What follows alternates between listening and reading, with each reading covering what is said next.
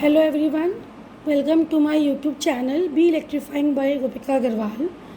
After a long time I am making a video continuing the previous video which was the case of single phase full wave rectifier for RL with freewheeling diode case. ठीक है, so I have already discussed half wave control rectifier of all the 4 cases and full wave rectifier of all the 3 cases except single case was left, that is our RL with freewheeling diode. So today in my video I will discuss single phase full wave full controlled RL with freewheeling diode case for the same. So now coming towards the circuit and the waveform.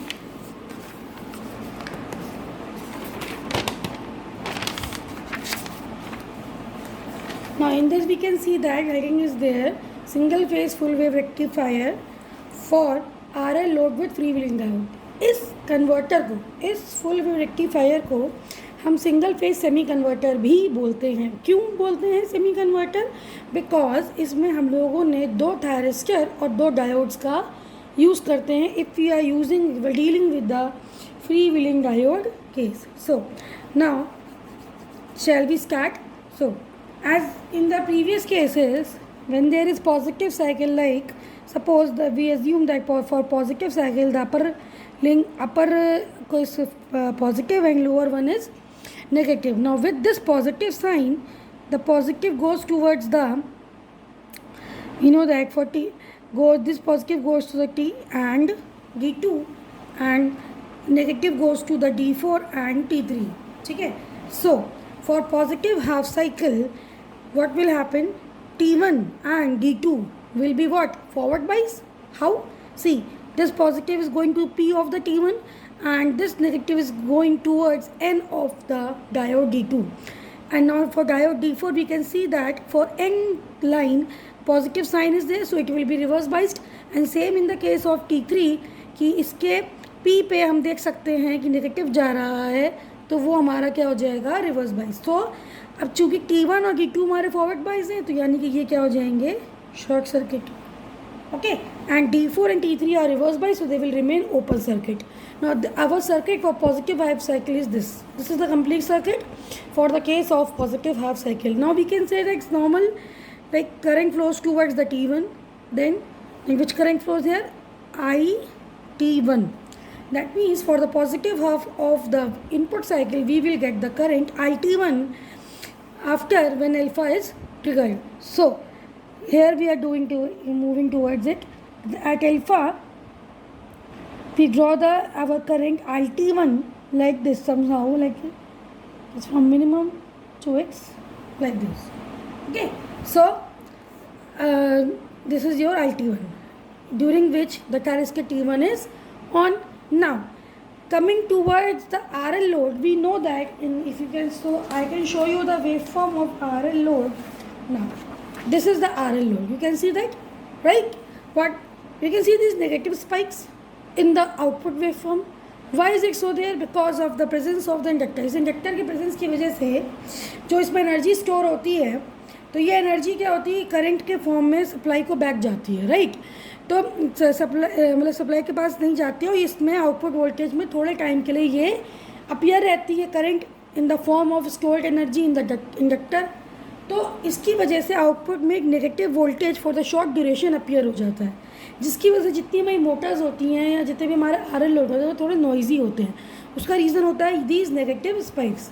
तो अगर इन negative spikes को हमें remove करना है, जो कि ये unwanted होते हैं, तो इनको रिमूव करने के लिए हम क्या करते हैं? RL के पैरेलल में क्या लगा देते हैं? फ्री व्हीलिंग डायोड, जो कि हमारा ये वाला केस है. इसमें हम देख सकते हैं this is your free wheeling diode case. ठीक है, इसमें हमने क्या किया कि अब देखो फॉर पॉजिटिव हाफ साइकिल क्या होगा? फ्री व्हीलिंग डायोड क्या होगा? देखिए यहाँ से ये पॉजिटिव यहाँ पे गया, ये पॉजिटिव आया और ये नेगेटिव आया, यानी कि ये क्या हो गया? शॉर्ट सर्किट हो गया. जब ये शॉर्ट सर्किट हो गया तो इसके पैरेलल में हमको क्या मिल रहा है? Output voltage V0. तो जब ये शॉर्ट सर्किट मतलब ज़ीरो, तो V0 भी क्या हो गया? ज़ीरो. दैट मीन्स जो ये इंडक्टर के पास एनर्जी स्टोर्ड थी, ये फ्री व्हीलिंग डायोड उसको क्या करेगा? वापस सप्लाई को बैक कर देगा और आउटपुट वोल्टेज ड्यूरेशन के लिए आपका क्या हो जाएगा? ज़ीरो हो जाएगा. ठीक है, आई थिंक मैं इस पॉइंट को रिपीट करती हूँ. Free wheeling diode positive half के लिए आपका शॉर्ट सर्किट हो जाएगा।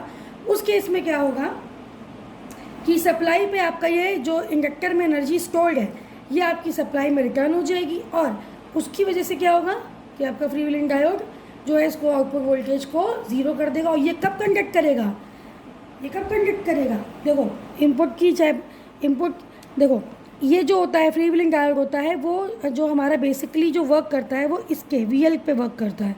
जो VL का क्रॉस वोल्टेज होता है वही फ्री व्हीलिंग पे अपीयर होता है, ठीक है। तो ये पॉजिटिव रहेगा और ये नेगेटिव रहेगा। तो चाहे आपकी इनपुट की पॉजिटिव साइकिल हो चाहे इनपुट की आपकी नेगेटिव साइकिल हो, फ्री व्हीलिंग आपका दोनों केसेस में वर्क करेगा। क्यों?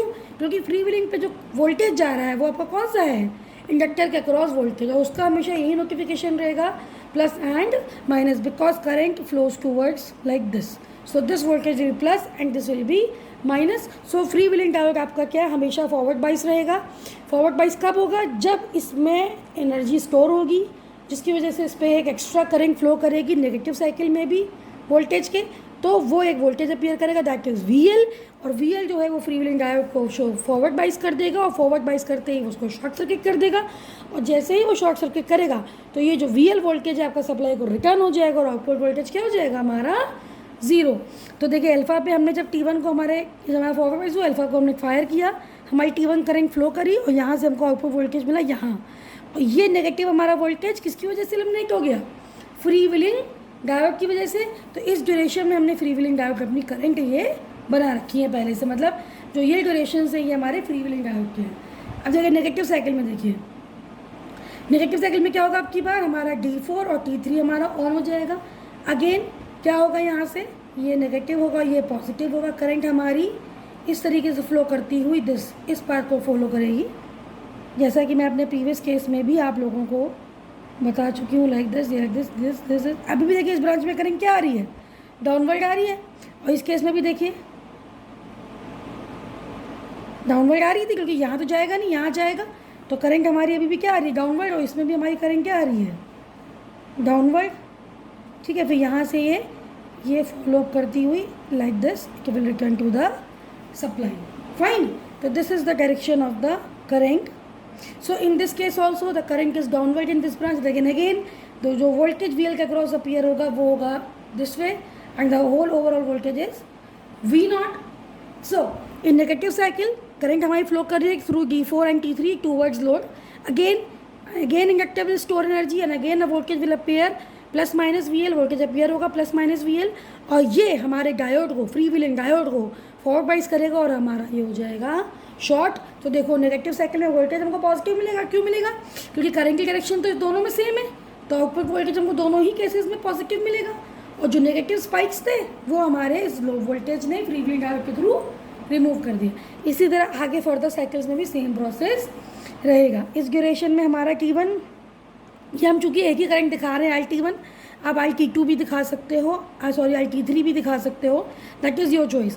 सो इस केस इस वाले पीरियड में तो आपकी IT1 बनेगा नहीं, फिर यहाँ पे T1 ऑन हुआ, again your IT1 will appear like this, then again 0 till there and now again it's T1। अब देखिए I0 हमारी क्या होगी, देखिए ये फ्री व्हीलिंग डायोड वापस जा रहा है, ये फ्री व्हीलिंग डायोड पे जो करंट है हमारी ये सप्लाई की तरफ जा रही है, तो I0 की वैल्यू क्या होगी, देखिए यहाँ से ये आपकी आई IT1,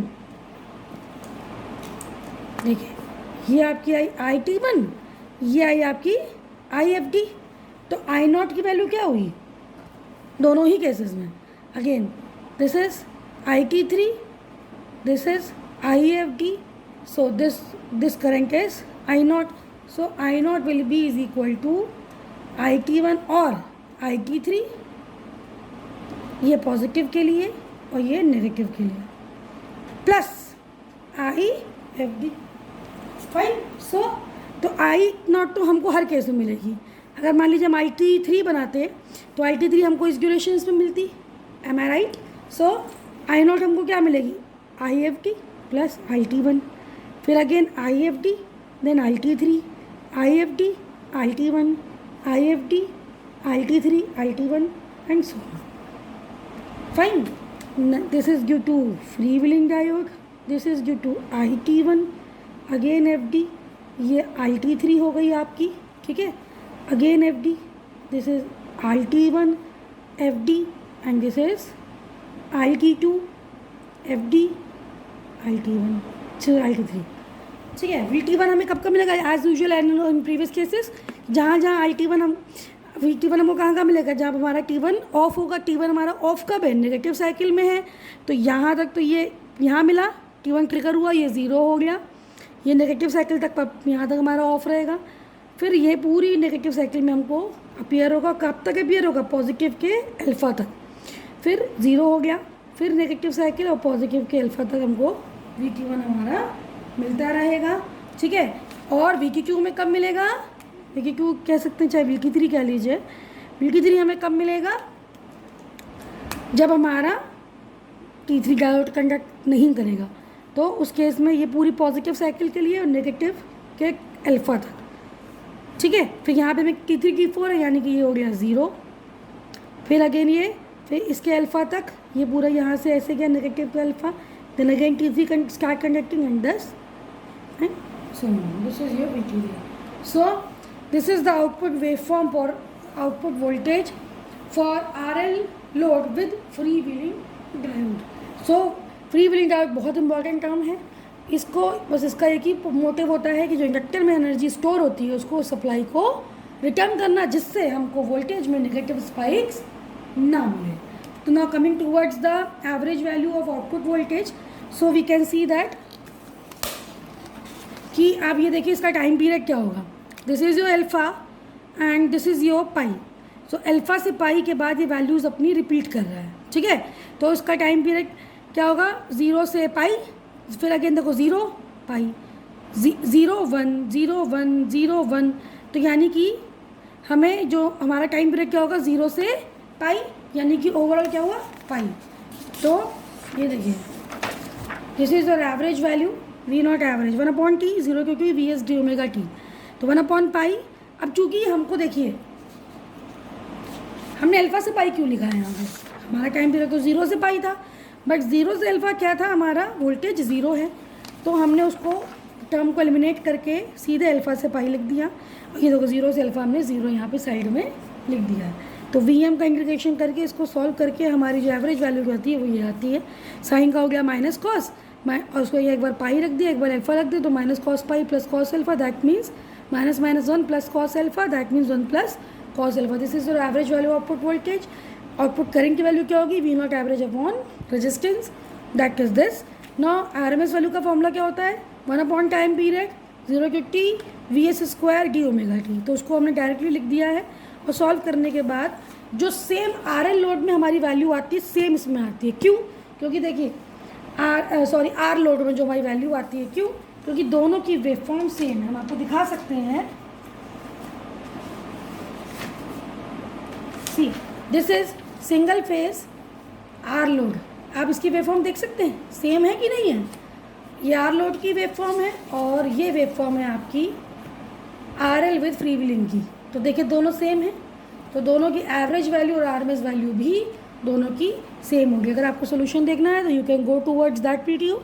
so thank you for listening. I hope आपको समझ में आया हो. अगर आपको समझ में आया तो प्लीज़ लाइक और शेयर करें और चैनल को मेरे सब्सक्राइब करें. Thank you.